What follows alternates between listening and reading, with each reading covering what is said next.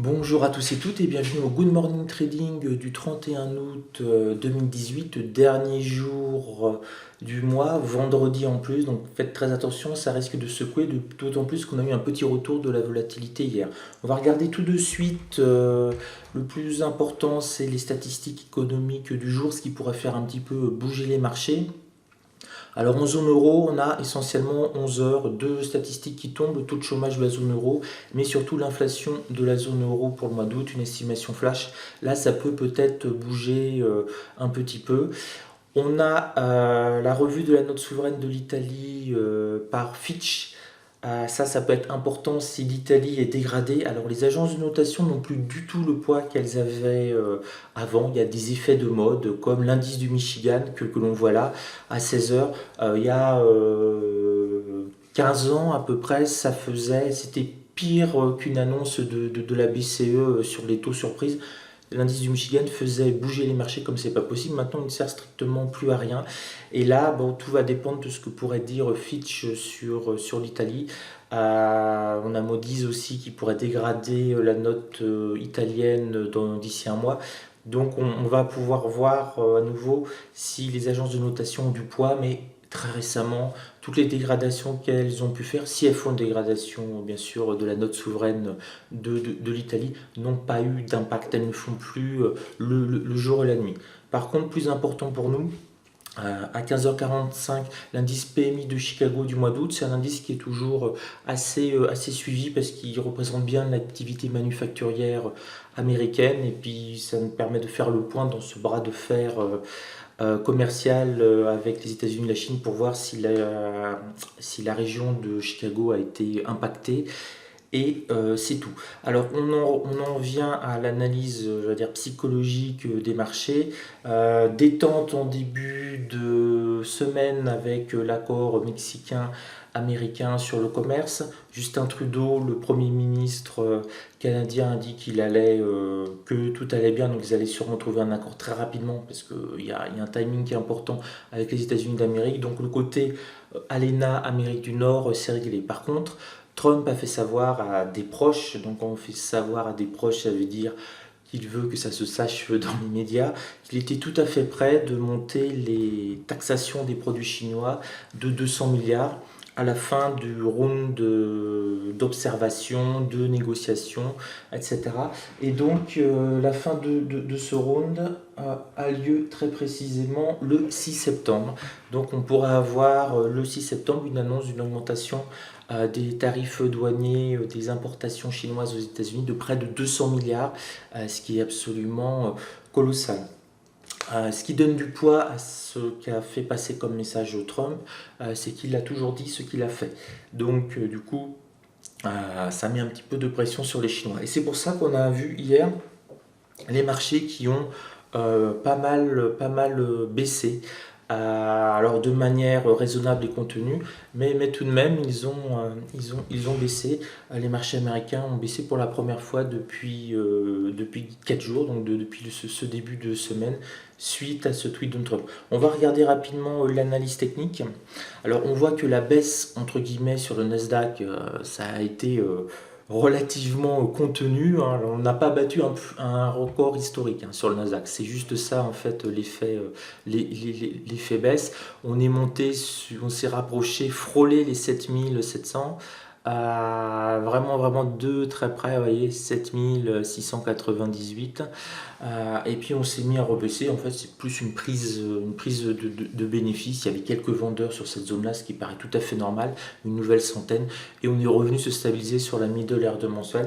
Donc aucun problème, hein. Depuis le rebond sur la middle ère mensuelle inférieure sous les 7004, on monte de manière continue. Le Dow Jones, lui, a un peu plus fléchi, il est même passé sous les 26 000 points. Donc ça, c'était un trade assez sympathique à prendre. Et il a rebondi très précisément, enfin un petit peu en dessous, mais bon, c'est sur un indice qui a presque 26 000 points, 10 points en dessous, c'est vraiment plus que la rigolade, c'est du 0,03%. Donc à 0,03-0,04%, il est passé sous la R1 mensuel et il s'est mis à rebondir dessus. Et là actuellement, il essaye de sauver les 26 000 points. Alors entre les deux indices, on a vraiment vu très nettement hier que le Nasdaq ça va, il absorbe très très bien les mauvaises nouvelles. Par contre, il y a un peu plus de volatilité, de tension sur le Dow Jones. Il a un peu plus de mal à décoller et il baisse un petit peu plus vite. Pour les indices européens, même topo.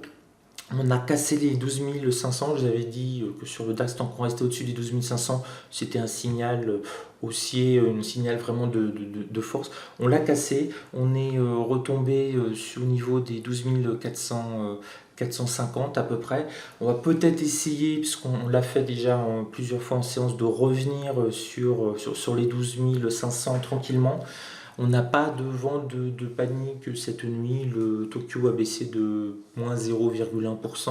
Donc on a une petite ouverture sur les indices européens qui leur permettent de sauver sans aucun problème leur niveau. Donc le DAX semble se stabiliser. Il y a peut-être, là on risque d'avoir un range, hein. On a tapé légèrement sous 12 400 hier.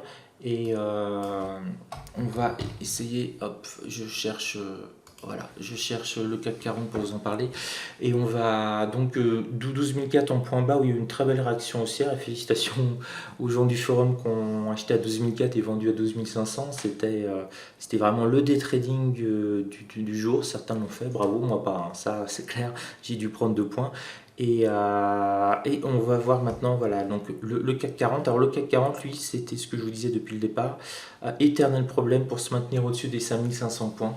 Ça paraît très très très très très très très difficile pour le CAC 40. On le voit très bien ici, hein, les 5500 ici.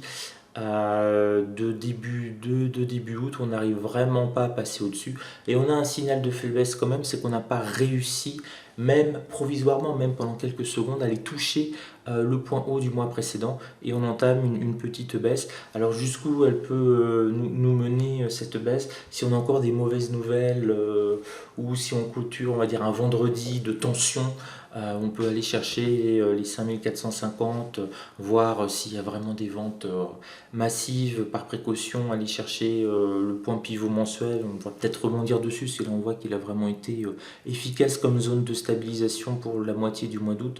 Donc là au maximum. Et puis on n'est pas à l'abri d'une bonne surprise.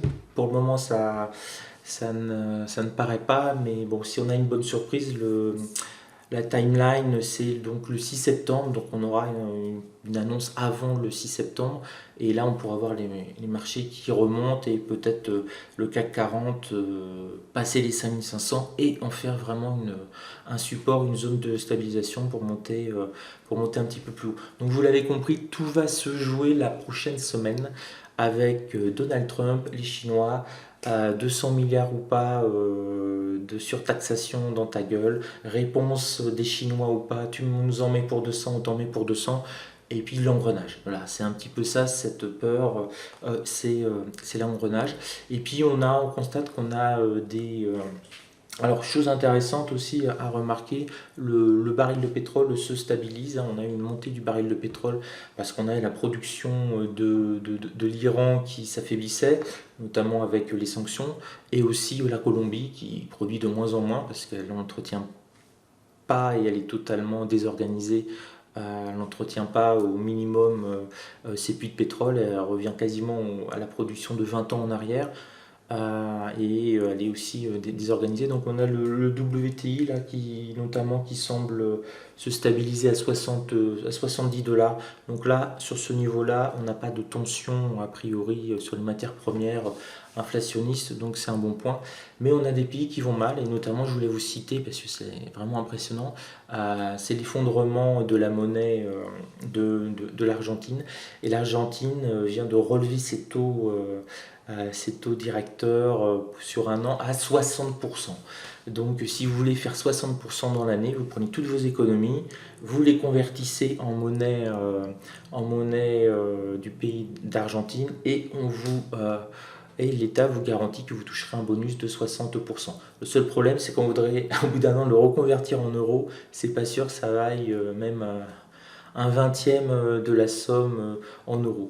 Donc ça, c'est un bon indicateur de la difficulté de certains pays. C'est quand vous voyez des taux d'intérêt à 60% annuels, on est dans le régime de l'hyperinflation, mais ça ne bat pas la Colombie qui devrait avoir à peu près 1 million de pourcents d'inflation cette année.